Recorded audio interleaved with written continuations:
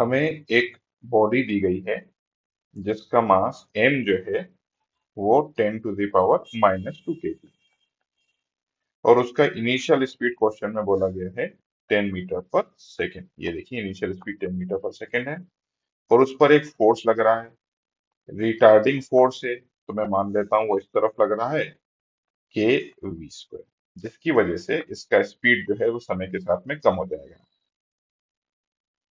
फिर after 4 second it's energy is 1/8 mv0²। पहले ये जो 10 था ये आपका v0 है और बाद में हो गया 1/8 mv0²। The value of k will B, ये k का वैल्यू हमको निकालना है। तो ठीक, मैं फोर्स को पहले तो मैं एक काम करता हूँ, मैं ये पता करने की कोशिश करता हूँ कि 10 सेकेंड के बाद में उसकी वेलोसिटी कितनी हो गई।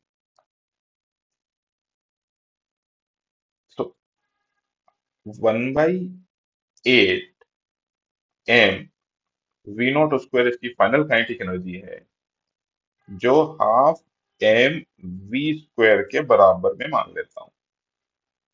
तो यहाँ से m से m गया, तो ये जो v आया है वो v0/2 आया है। मतलब पहले उसकी वेलोसिटी v0 थी, बाद में वेलोसिटी v0/2 हो गई।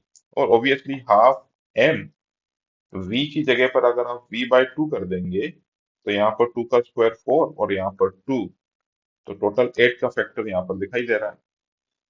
तो पहले उसका वेलोसिटी v0 था, बाद में उसका वेलोसिटी v0/2 हो गया। अब ये जो फोर्स है जिसको वो -kv² लिख रहे हैं, -kv², इसको मैं मास से डिवाइड कर देता हूँ, तो ये मुझको एक्सेलरेशन मिल जाएगा।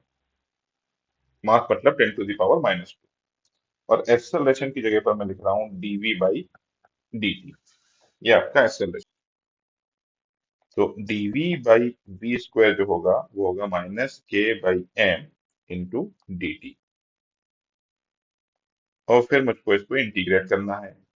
पहले वेलोसिटी थी 10 मीटर पर सेकेंड जब टाइम 0 था, और फिर बाद में टाइम कितना हो गया है 10 सेकेंड, 10 सेकेंड, और वेलोसिटी आधी हो चुकी है, इनिशियल वेलोसिटी की आधी, तो 5 लिख दिया मैंने। v⁻⁻² का इंटीग्रेशन होगा +1 +1, so it comes out to be v⁻⁻1/-1, मतलब -1/v। तो इसकी जगह पर मैं सिर्फ 1/v लिख रहा हूं। मैं माइनस क्यों नहीं लिखा, क्योंकि माइनस की जगह पर मैंने इस लिमिट को चेंज कर दिया। तो 10 ऊपर चला गया, 5 नीचे आ गया। यहाँ पर भी मुझे माइनस दिखाई दे रहा है, तो ये मैंने माइनस निकाला, k/m, और dt का इंटीग्रेशन हो जाएगा 10। अब मैं यहाँ पर v की जगह पर पहले 10 रखूंगा, तो 1/10 -1/5 is equal to -k/m into 10।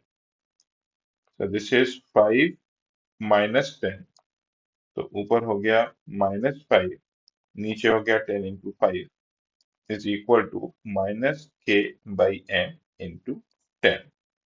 तो एक 5 से तो एक 5 चला गया, माइनस से माइनस चला गया, तो जो k होगा वो होना चाहिए